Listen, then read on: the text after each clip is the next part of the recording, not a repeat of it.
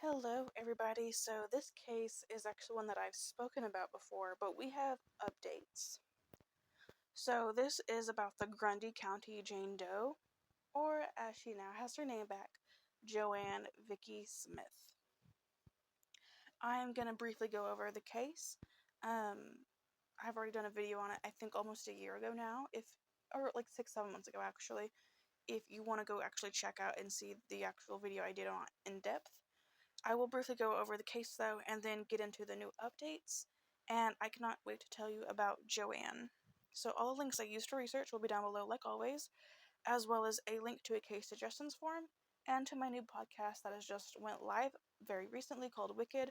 I would love if you guys would go check it out. Anyways, let's get into this.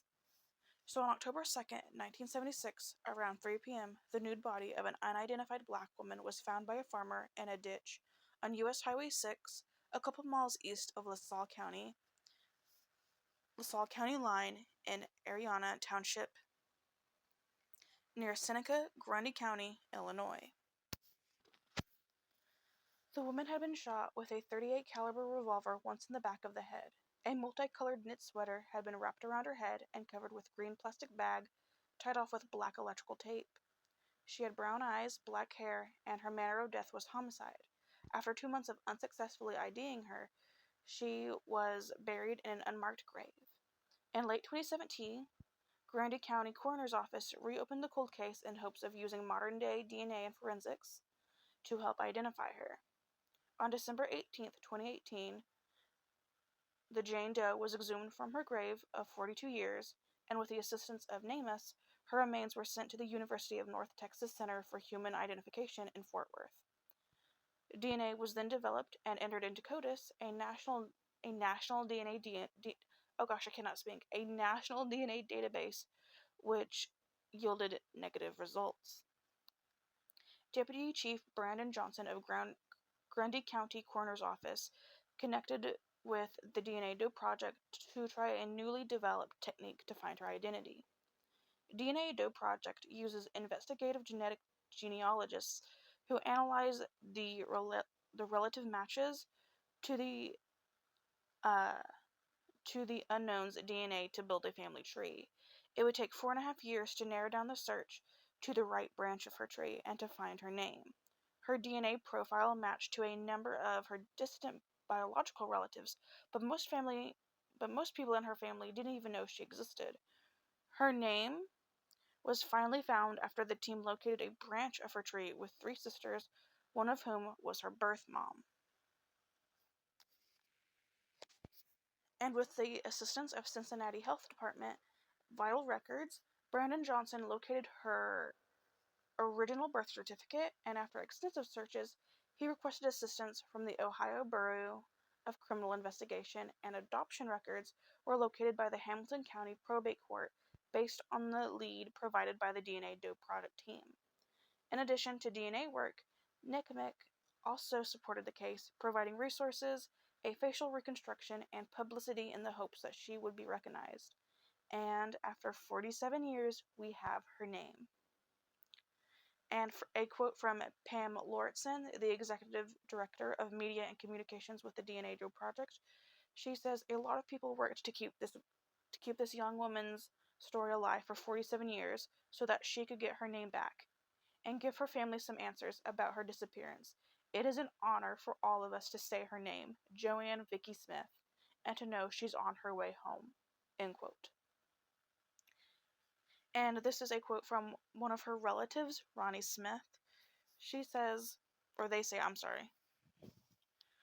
"My mother held out hope until her dying day. It's bittersweet. Bitter because the awful fate that Vicky met, but sweet that we can put closure to this and bring her home." End quote. Her family said that she was always close with her loved ones. Growing up in Cincinnati, Ohio, she worked as a Marriott hotel housekeeper before she was killed. "The hope is to now find the person who did this. In the meantime, her siblings have planned a celebration of life while she be buried in South Carolina with her parents." And that is the fantastic update I have for you guys on the Grundy County Jane Doe, also known as Joann Vicky Smith. and we have actual photos of her now, not just the uh, reconstruction ones, and we get to see who she was. And there are also going to be photos of her family um, with her ashes and everything, or not her ashes, I'm sorry, um, with her photo and everything. And when I saw this, because I originally heard about this case from the YouTube channel Gabulosis, and that is actually where I found out that she even had her name back, was when I saw her upload a video. And I got so excited when I saw that I did my own research immediately, and it made my heart so happy to know that this woman got her name back. And now that we have her name back, hopefully we can find some more information about who did this to her, why, and hopefully we can find the person who did this. Hopefully they're still out there and alive where they can actually be brought to justice, and her family can finally have this peace and this closure and have their loved one home. I am very happy for Ronnie and the rest of the family that after all this time, they know where she's been and they kind of know what's happened to her, and hopefully we can finish giving them that story. Um, this is a case that I have held close to my heart. Um, Brandon Johnson, the coroner on the case, it was also something that was very close to him. That is why he worked so hard to find her identification. He just felt very connected to it, and this is one that just kind of stayed with me. I don't know what it was about it exactly. Um, I don't know. I love it when Jane and John Doe's finally get their names back, and it just made me so happy to see. So I wanted to update you guys because I know a lot of you have seen that video, and I wanted to let you guys know that there was an update. And if there's any other updates about case progression, I will obviously come back and tell you guys about that. But thank you so much for listening to the story, and I will see you guys very soon. Bye, guys.